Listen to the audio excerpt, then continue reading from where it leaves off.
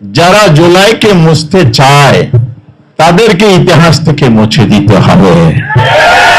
স্বৈরতন্ত্রের পলায়নের পরে একটি সংস্কার এবং বিচার সুষ্ঠু নির্বাচনের মধ্য দিয়ে বাংলাদেশ এগিয়ে যাবে, সেই স্বপ্নে পুরো জাতি ঐক্যবদ্ধ হয়েছে।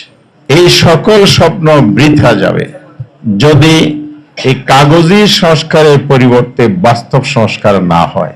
কিন্তু আমাদের জাতির জন্য দুর্ভাগ্য, এমন একটি বোবা বদি সরকার এখন ক্ষমতায় আছে যার কানে কথা যায় না, শহীদ পরিবারের মায়ের সন্তান হাজারো বেদনার কান্না শুনতে পায় না, যার অন্তরে রক্তক্ষরণ হয় না শত শত লাশের মিছিল দেখার পরও। এই জন্য আজকে ভাইরা আমার, বোনেরা আমার, আমাদেরকে ঐক্যবদ্ধ হতে হবে।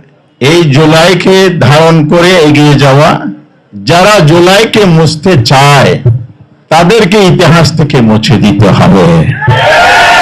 এক লাইটেই নিশ্চিন্তে চলে দিনের পর দিন। Walton emergency bulb, the best emergency bulb. এই জন্য ঐক্যের প্রয়োজন, এই জন্য সংগ্রামের প্রয়োজন, এই জন্য আবার রক্ত এবং জীবন দেওয়ার জন্য প্রতিশ্রুতিবদ্ধ হতে হবে আমাদেরকে। এই জন্য আজকে যে ভুল পথে সরকার হাঁটছে, সংবিধান সংশোধনের পথ, এই পথে হেঁটে বাংলাদেশে 17 বার সংবিধান সংশোধন হয়েছে। পঞ্চম, ত্রয়োদশ, পঞ্চদশ, ষোড়শ সংশোধনে আদালতের ছেলে যে বাতিল হয়েছে। জুলাইয়ের এই সনদকে যদি আপনারা বাতিলের পথে ফেলতে চান তাহলে সংবিধান সংশোধনের পথে আপনারা হাঁটবেন।